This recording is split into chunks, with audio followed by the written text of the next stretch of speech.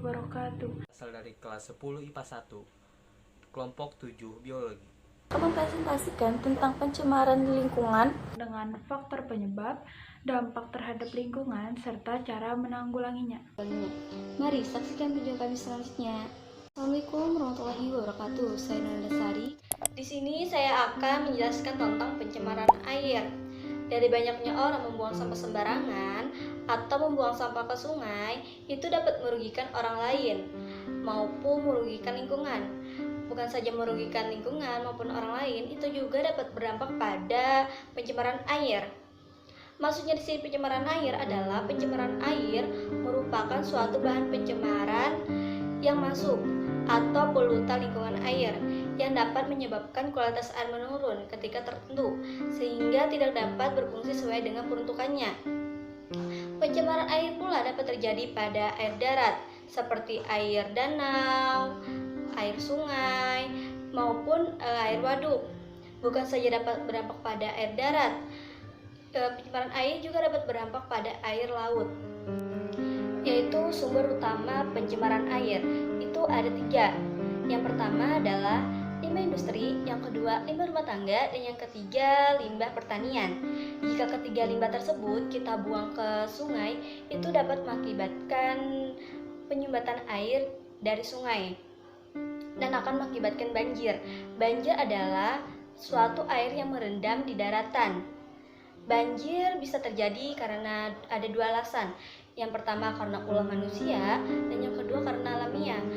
Kalau karena manusia itu terjadi karena buang limbah sembarangan atau karena buang sampah sembarangan dan akan mengakibatkan banjir. Kalau misalnya karena alamiah itu karena curah hujan yang tinggi dan akan mengakibatkan banjir. Mungkin dari kalian dan semua orang sudah tahu apa itu pokok utama penyebabnya banjir, yaitu karena buang sampah sembarangan. Banjir di sini itu tidak akan pernah habisnya. Karena apa? Karena kurang pengetahuannya masyarakat terhadap banjir. Dari kegiatan yang mereka lakukan, mereka tidak menyadari bahwa itu akan menimbulkan banjir. Contohnya seperti buang sampah sembarangan, itu kan akan terjadi penyumbatan dan akan terjadi banjir. Dampak banjir di sini tuh yaitu akan merugikan. Karena apa? Karena rumah warga atau para pemukiman itu terendam oleh banjir, sehingga akan menimbulkan kerugian kepada masyarakat yang terdampak banjir. Dari masyarakat yang terdampak banjir di sini tuh akan dievakuasi ke tempat yang lebih aman. Yang kedua itu akan menimbulkan penyakit. Karena dari bawaan aliran banjir tadi itu kan air banjir itu kotor dan itu akan menimbulkan penyakit. Dan yang ketiga, ekosistem dan alamiah terganggu karena tumbuhan atau tumbuhan liar itu dan hewan-hewan akan kehilangan tempat tinggal. Dan yang lebih parahnya lagi tuh akan menimbulkan suatu korban jiwa, yaitu upaya penanggulangan banjir. Yang pertama adalah pengurangan sampah plastik. Jadi kita dapat mengurangi penggunaan sampah plastik dengan cara kita menggantinya dengan kantong kain atau keranjang. Jadi kantong kain atau keranjang tadi bisa kita gunakan berkali sehingga dapat mengurangi penggunaan sampah plastik. Yang kedua yaitu mendaur ulang sampah atau sampah organik. Kita bisa membikinnya dengan suatu kerajinan tangan. Assalamualaikum warahmatullahi wabarakatuh. Nama saya Putri Maulidia Nur. Di sini saya akan menjelaskan tentang pencemaran udara. Pertama-tama saya akan menjelaskan pengertian dari pencemaran udara. Pencemaran udara adalah suatu kondisi di mana kehadiran satu atau lebih substansi fisik, kimia, atau biologi di atmosfer dalam jumlah yang dapat membahayakan kesehatan makhluk hidup serta merusak properti. Pencemaran udara adalah salah satu jenis pencemaran terhadap lingkungan. Selanjutnya saya akan menjelaskan tentang faktor penyebab pencemaran udara. Faktor penyebab pencemaran udara sendiri sangat beragam tergantung di mana pencemaran udara tersebut terjadi. Di Indonesia sendiri 70% pencemaran udara terjadi karena hasil emisi kendaraan bermotor, dan debu yang terbang di udara juga salah satu penyebab pencemaran udara, seperti pembakaran sampah rumah tangga. Selain itu, penyebab pencemaran udara ada pembakaran hutan, aktivitas gunung berapi, dan kegiatan industri. Selanjutnya, saya akan menjelaskan tentang dampak pencemaran udara terhadap lingkungan.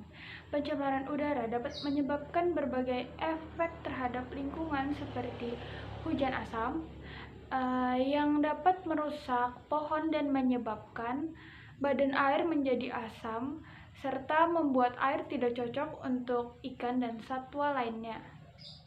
Yang selanjutnya ada eutrofikasi. Eutrofikasi sendiri menyebabkan ikan mati dan hilangnya tumbuhan serta satwa yang ada di lingkungan yang terkena pencemaran udara. Selanjutnya ada HES. HES sendiri dapat mengaburkan kejelasan warna, tekstur, dan bentuk yang kita lihat. Selanjutnya ada penipisan ozon. Penipisan ozon dapat merusak tanaman sensitif seperti kacang kedelai dan mengurangi hasil panen. Dan yang terakhir ada pemanasan global. Menurut para ilmuwan, yang diyakini bahwa pemanasan global memiliki dampak yang signifikan terhadap pertanian, sumber daya alam, hutan, satwa liar, dan daerah pesisir.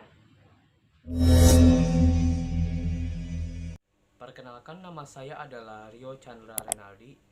Pencemaran tanah. Di sini saya ingin menjelaskan pencemaran tanah.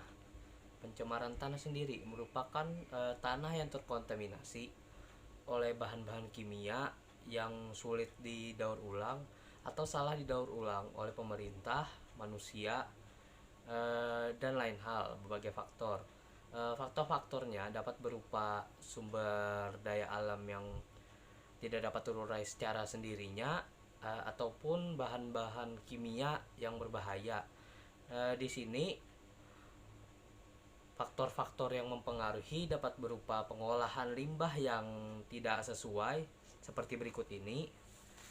Di sini terdapat pembuangan sampah yang tidak pada tempat semestinya dan melalui proses pengelolaan yang tidak sesuai, sehingga hanya memberikan tempat pembuangan namun tidak memberikan cara menanggulangi hasil yang dibuang, yang nantinya akan berakibat dari tempat sampah ini sendiri akan berakibat rusaknya kehidupan kehidupan pada tanah tersebut seperti mikroorganismenya dan juga jamur-jamur yang biasa ada di tanah tersebut, dan akan menghilangkan kehunusan tanah dan akan membuat tanah tersebut menjadi gersang. Faktor berikutnya ada seperti minyak atau kecelakaan yang mengakibatkan bahan yang sulit didaur ulang atau dihilangkan. Seperti berikut ini terdapat kecelakaan truk yang mengangkut BBM, di mana minyak tersebut sangat sulit dihilangkan dan hanya dapat melalui proses tertentu untuk menghilangkannya. Nah, yang dimana proses-proses pada kecelakaan tadi dapat mengakibatkan untuk kesehatannya sendiri zat-zat kimia yang di tanah terbawa oleh air hujan dan menjadikan air minum dapat mengakibatkan kanker. Nah, dapat dilihat di sini ini adalah sel kanker. Pada sistem ekosistem sendiri, sampah-sampah atau bahan-bahan kimia yang tercemar pada tanah dapat mengakibatkan mikroorganisme pada tanah terganggu. Seperti ini, yang hasilnya apabila ada tumbuhan yang ingin ditanam di situ tidak akan pernah tumbuh lagi. Itulah tujuan kita mengapa lebih baik menanggulangi apa yang belum terjadi daripada mengobati apa yang sudah terjadi. Dapat kita Simpulkan bahwa tanah ini sangat berfungsi bagi manusia, baik itu dalam perekonomian, pangan, peternakan, maupun untuk pertanian. Sekian bahasan dari saya yang akan dilanjutkan oleh teman saya yang lain. Perkenalkan, saya Rizka Nurhalisya dari kelas 10 IPA 1 akan menjelaskan tentang cara penanggulangan dan pencegahan dari pencemaran air, tanah, dan udara. Yang pertama yaitu adalah cara pencegahan dan penanggulangan pencemaran air. Berikut beberapa tindakan pencegahan dan penanggulangan pencemaran air agar air sebagai kebutuhan vital makhluk hidup dan kita tetap terjaga. 1. Penggunaan pupuk organik dan kompos sebagai pengganti pupuk buatan pabrik. 2. Pemanfaatan musuh alami dan parasitoid untuk pemberantasan hama. 3. Hindari penggunaan racun dan bahan peledak untuk menangkap ikan.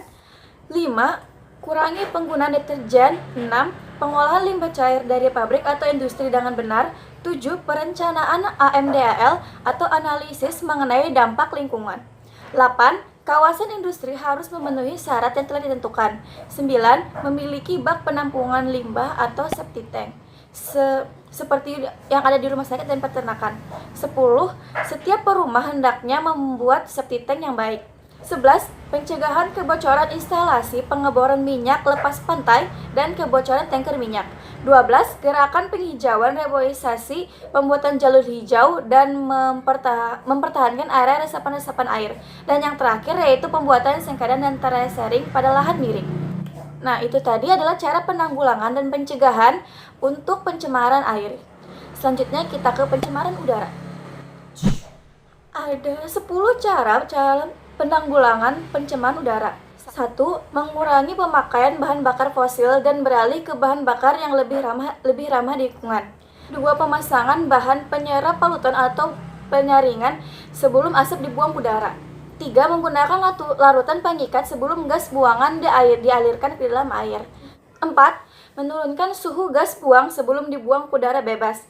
5. Membangun cerobong asap yang tinggi sampai gas yang dibuang dapat menembus lapisan inversi termal.